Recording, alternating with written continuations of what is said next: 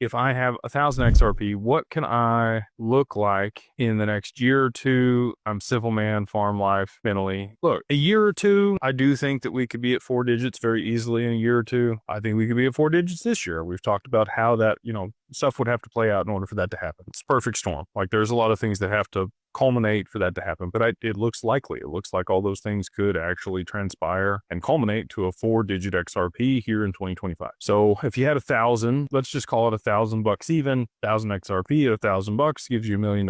It's not enough to retire here in the US. It used to be.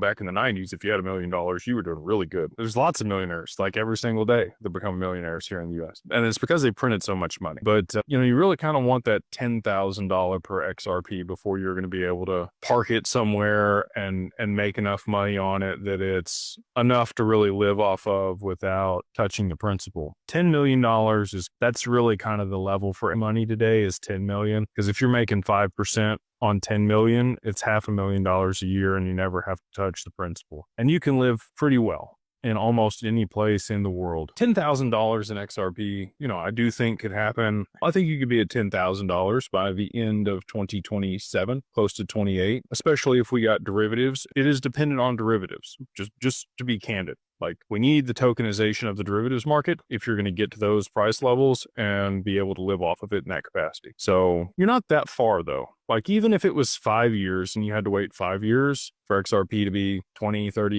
$50,000 a piece, now you're rolling in it, right? Like even with 1,000 XRP, now you've got $20, $30 million.